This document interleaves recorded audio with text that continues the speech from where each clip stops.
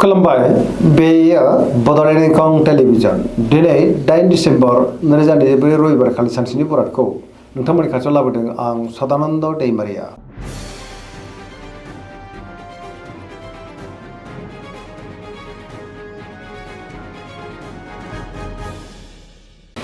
सिगां फरायफिन लादों मेष राशि गिबि हांखो अ ल दिनैनि साना जोबोर मोजां गोसोखौ दिनै जोबोर गोजोननाय मोनगोन बहाबा दावबायनो एबा हान्थिनो खाबु मोननो हागौ आरो मोजाङैनो हान्थिनोबो हागोन सुथुरखौ गोरलैयैनो फेजेननोबो हागोन मावनो लानाय खामानिखौ गोरलैयैनो मावफुंनो हागोन गोसोनि साननायफ्रा दिनै मोगथाङाव जाफुंनोबो हागौ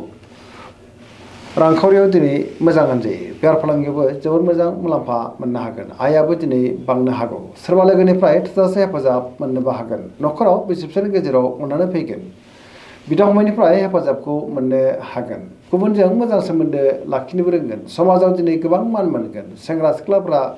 गावबा गावनि गोसोनि साननायफोरखौ दिनै फोरमायलायनो हागोन फरायसाफ्रा दिनै फरायनायाव गोसो दुंखांगोन आरो मोजां फिथाइ मोननोबो हागोन पजिटिभ एनार्जिनि गोहोम गोग्लैगोन सरासनस्रायै दिनैनि साना जोबोर मोजां आरो मोजाङैनो बारग'लांगोन।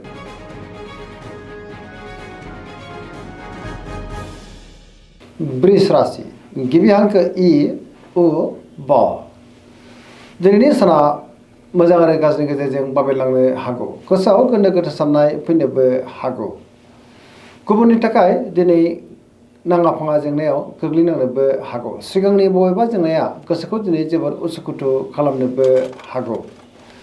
गोसोनि साननायफ्रा दिनै देबार नांगोन गावनि गोसोनि साननायखौ गुबुननो फोरमायनो गोब्राब जानोबो हागौ मावनो लानाय खामानिखौ मावफुंनो हायोब्लाबो माबा नङा मोनसे गोरोन्थिबो जालांनो हागौ गोबां रोखोमनि जेंना जेंगोनाजों मोगा मोगि जानांनो हागौ रांखावरियाव बारा मोजां नङा बेफार फालांगियावबो बारा मोजां नङा होनजायो देहाया दिनै मोजाङैनो थागोन अब्लाबो नाथाय जानाय लोंनायाव सांग्रां जानांगोन फरायसाफ्रा फरायनायाव गोसो दुंखांगोन आरो मोजां फिथाइ मोननो हागोन लाइमोनफ्रा गावबा गावनि गोसोनि साननायखौ दिनै फोरमायलायनो हागोन अब्लाबो नाथाय नेगेटिभ एनार्जिनि गोहोम गोग्लैनोबो हागौ मोनफ्रोमबो बिथिङावनो दिनै सांग्रां जानांगोन।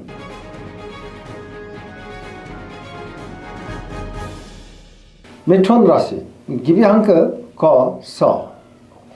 दिनैनि साना जोबोर मोजां पजिटिभ एनार्जिनि गोहोम गोग्लैगोन गावनि गोसोनि साननायखौ गुबुननो फोरमायनो हानानै गोसोआ दिनै जोबोर खुसि जानोबो हागौ गियाननि आंखाल जानाय नङा बहाबा दावबायनो एबा हान्थिनो खाबु मोननो हागौ आरो मोजाङैनो हान्थिनोबो हागोन देहाया दिनै मोजाङैनो थागोन रांखावरियाव मोजां अब्लाबो नाथाय खरसाया बांनो हागौ बेफार फालांगियाव मोजां होनजायो न'खराव अननानै फैगोन समाजावबो मान मोननो हागौ मावनो लानाय खामानिखौ दिनै थि समावनो आरो गोरलैयैनो मावफुंनोबो हागोन सोरबा लोगोनिफ्राय थोजासे हेफाजाब मोननोबो हागौ बहाबा थाङोब्ला दिनै जोबोर मोजां आरो मोजाङैनो हान्थिनोबो हागोन लाइमोनफ्रा जोबोर खुसि जागोन।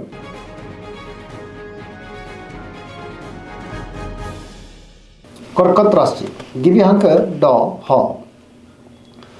दिनैनि साना जोबोर मोजां गोसोखौ जोबोर गोजोननाय मोनगोन माबा नङा मोनसे मोजां खौरां फैनोबो हागौ गुबुननि गोसोखौ गोरलैयैनो बोनोबो हागोन सोरबा लोगोजों बाख्नायजानानै गोसोआ दिनै जोबोर खुसि जानोबो हागौ सिगांनि बबेबा आद्रा खामानिया दिनै गोरलैयैनो मावफुंजानो हागौ लोगोफोरनिफ्राय थोजासे हेफाजाब मोनगोन पजिटिभ साननो रोंगोन गियाननि आंखाल जानाय नङा गावनि गोसोनि साननायखौ गुबुननो फोरमायनो हागोन रांखावरियाव मोजां बेफार फालांगियावबो मोजां होनजायो गोबां धोन आरजिनोबो हागोन न'खराव दिनै अनलायनाय फैगोन बिदा फंबायजों मोजां सोमोन्दो थागोन देहाया मोजाङैनो थागोन गुबुननिफ्राय थोजासे हेफाजाब मोननोबो हागौ गावनि गोसोनि साननायखौ दिनै गुबुननो फोरमायनो हानानै गोसोआ दिनै जोबोर खुसि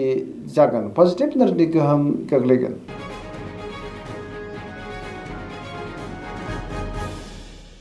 सिंह राशि गिबि हांखो म ट दिनैनि साना जोबोर मोजां गोसोआव बोलो बांगोन गावनि गोसोनि साननायखौ दिनै गुबुननो फोरमायनोबो हागोन पजिटिभ साननो रोंगोन गियाननि आंखाल जानाय नङा मावनो लानाय खामानिफ्रा दिनै थि समावनो आरो गोरलैयैनो मावफुंजागोन सोरबा लोगोनिफ्राय मोजां खौरां मोननोबो हागौ बहाबा दावबायनो एबा हान्थिनो खाबु मोनगोन आरो मोजाङैनो हान्थिनोबो हागोन रांखावरियाव दिनै जोबोर मोजां बेफार फालांगियावबो जोबोर मोजां मुलाम्फा मोननो हागोन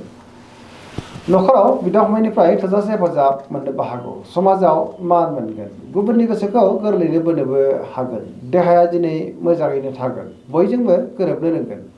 गावनि गोसोनि साननायफोरखौ गुबुननो फोरमायनोबो हागोन लाइमोनफ्रा दिनै जोबोर रमान्टिक जागोन आरो गावबा गावनि गोसोनि साननायखौ फोरमायलायनो हागोन।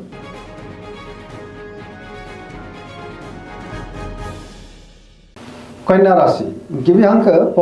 ट दिनैनि साना जोबोर मोजां गावनि गोसोनि साननायफोरखौ गुबुननो फोरमायनोबो हागोन गोसोआव गोथों आरो गोग्गो साननाय फैगोन पजिटिभ साननो रोंगोन गियाननि आंखाल जानाय नङा रांखावरियाव दिनै जोबोर मोजां बेफार फालांगियावबो जोबोर मोजां मुलाम्फा मोननो हागोन देहाया दिनै मोजाङैनो थागोन न'खराव बिमा बिफानिफ्राय अननायफोरखौ दिनै मोननो हागोन गोबां खामानियाव दिनै मुखुबबो थानो हागौ सोरजोंबा बाख्नायजानोबो हागौ पजिटिभ एनार्जि गोहोम गोग्लैगोन बहानिफ्रायबा हरखाबै मोजां खौरांबो फैनो हागौ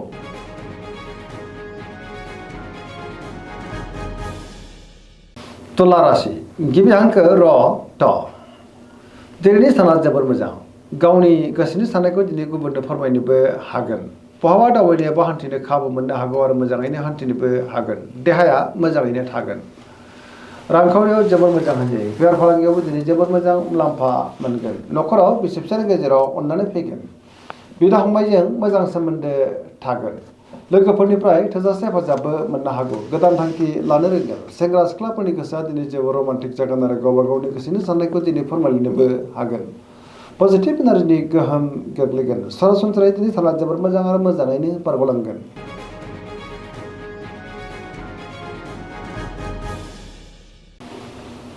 वृश्चिक राशि गिबि हांखो न स दिनैनि साना जोबोर मोजां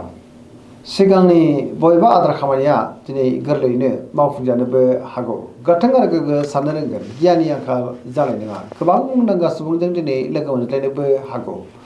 पजिटिभ साननो रोंगोन गियाननि आंखाल जानाय नङा बहाबा दावबायनो बा हान्थिनो खाबु मोनगोन आरो मोजाङैनो हान्थिनोबो हागोन सोरबा गोजाम लोगोजों बहाबा लोगो मोनज्लायनानै गोसोआ दिनै जोबोर गोजोनगोन गोथों आरो गोग्गो साननो रोंगोन मावनो लानाय खामानिफ्रा दिनै थि समावनो आरो गोरलैयैनो मावफुंजागोन गुबुननिफ्राय थोजासे हेफाजाबबो मोननो हागौ समाजाव मान मोनगोन न'खराव दिनै अननानै फैगोन रांखावरियाव मोजां अब्लाबो नाथाय खरसाया दिनै बांनो हागौ बेफार फालांगियावबो मोजां होनजायो देहायाबो दिनै मोजाङैनो थागोन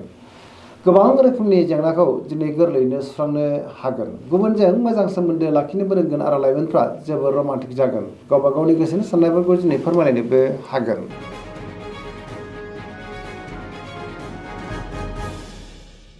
धनु राशि गिबि हांखो ध फ भ दिनैनि साना जोबोर मोजां बहाबा दावबायनो एबा हान्थिनो खाबु मोननोबो हागौ गोसोनि साननायफ्रा दिनै मोगथाङाव जाफुंगोन माबा नङा मोनसे मोजां खौरां मोननोबो हागौ गावनि गोसोनि साननायखौ दिनै गुबुननो फोरमायनोबो हागोन मोननो गोनांखौ दिनै मोननो हागौ रांखावरियाव मोजां बेफार फालांगियाव मोजां होनजायो समाजाव बयजोंबो मान होजागोन बहाबा सोरबा लोगोनिफ्राय हरखाबै मोजां खौरांबो फैनो हागौ देहाया दिनै मोजाङैनो थागोन अब्लाबो नाथाय जानाय लोंनायाव सांग्रां जानांगोन न'खराव बिसि फिसायनि गेजेराव अननानै फैगोन गुबुननि गोसोखौ गोरलैयैनो बोनोबो हागोन आरो सोरजोंबा बाख्नायजानोबो हागौ पजिटिभ एनार्जिनि गोहोम गोग्लैगोन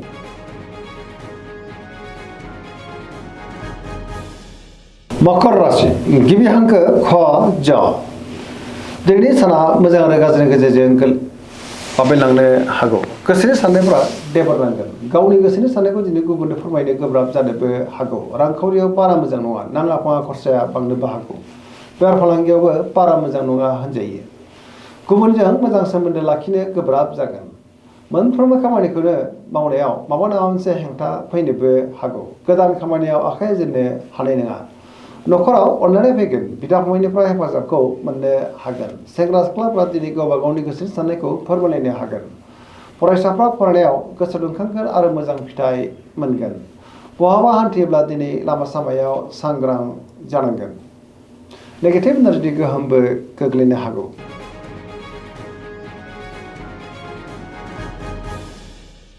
कुम्भ राशि गिबि हांखो ग स दिनैनि साना जोबोर मोजां गोसोखौ जोबोर गोजोननाय मोनगोन मावनो लानाय खामानिखौ दिनै थि समावनो आरो गोरलैयैनो मावफुंनोबो हागोन गुबुननिफ्राय थोजासे हेफाजाबबो मोननो हागौ गोदान थांखि लानो रोंगोन सेंग्रा सिख्लाफोरनि गोसोआ दिनै जोबोर रमान्टिक जागोन आरो गावबा गावनि गोसोनि साननायखौ फोरमायनोबो हागोन रांखावरियाव मोजां बेफार फालांगियावबो मोजां होनजायो न'खराव दिनै अननानै फैगोन गुबुननिफ्राय थोजासे हेफाजाब मोननानै गोसोआ दिनै जोबोर खुसि जागोन आरो पजिटिभ एनार्जिनि गोहोम गोग्लैगोन सरासनस्रायै दिनै साना जोबोर मोजां आरो मोजाङैनो बारग'लांगोन